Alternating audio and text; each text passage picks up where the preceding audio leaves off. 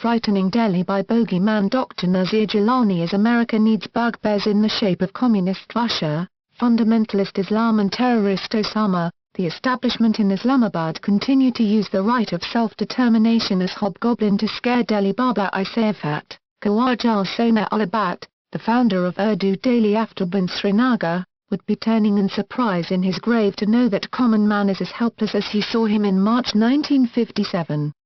The government of AJK could not face his opinions expressed in Weekly Kashmir on Kashmir in the court and decided to nudge past the court proceedings.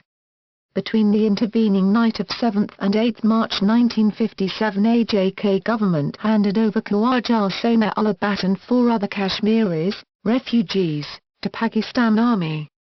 Pakistan Army without any legal authority interrogated them and after 10 days they were deported from AJK into J&K. Khwaja Sona Ulabat would, of course, has a genuine reason to feel angry that his people have not moved in full pace with the changes that have taken place in the social and political behavior of people around the globe. It would, however, be a relief to find that the people in establishment who prevailed on all elementary principles of justice and reason stand in the dock today. Some courageous people have raised many questions on the issue of capability of the Pakistan Army and its agencies to defend the people and sovereignty of the state. They are angry that Army and agencies allowed the American Navy SEALs to take out an unarmed U.S. enemy Osama resident in a house in Abbottabad, Pakistan. The manner in which Osama has been killed has put popular sentiment in Pakistan on a furious boil. UN, Dalai Lama, Archbishop, Grant Mufti of Canterbury and members of the civil society all over the world have questioned the manner in which an unarmed and dying man has been killed. Rule of law has not been observed and the killing is regarded as extrajudicial. People in Pakistan have asked its civilian government to define the role of its army and agencies and explain whether they are living in a sovereign Pakistan. There is a growing popular demand asking the government of Pakistan to say no to America, when it demands to do more. Osama is dead. But there is a debate in USA as to whether President Obama has ordered his killing as Commander-in-Chief of U.S. forces acting in national interest or for reasons of politics as a politician to be re-elected. American is a nation that does not settle with gossip and keeps investigating. There is a sense of helplessness in Pakistan and the government, army and intelligence agencies are being accused that they are in a secret compromise with America. It is for the first time in the history of Pakistan that army, intelligence agencies and other variables in the establishment are under fire. The days ahead are very crucial and the power dynamics which has been controlled by the army and intelligence agencies is going to change. As Americans have been telling the various power structures, civil and military, in Pakistan to do more for them, in the same manner Kashmiri leaders of all manner at various levels in Pak, J&K and Gilgit and Baltistan are told to do this or that by the establishment in Islamabad at different times. The result has been that we have dispatched a generation of our loved ones to the grave and have invited unprecedented indignity and humiliation for our people, proudly described by UN representative on Kashmir as people of legend, song and story, associated with snow-capped mountains, beautiful valleys and life-giving waters. As Americans needed to have a bogeyman in the shape of communist Russia, fundamentalist Islam and terrorist Osama, in the same manner the establishment in Islamabad has continued to use right of self-determination of the people of Kashmir as a bogeyman to frighten Delhi's and when required.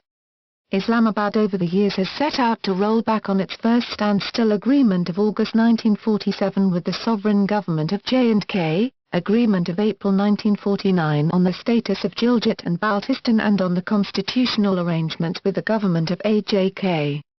Islamabad through the political and militant expression in the valley has convinced Delhi that it, Islamabad, is able to influence the political and militant character of resistance in Kashmir.